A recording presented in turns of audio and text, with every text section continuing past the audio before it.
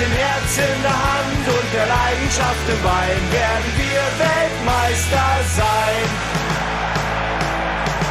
Die ganze Welt greift nach dem goldenen Pokal.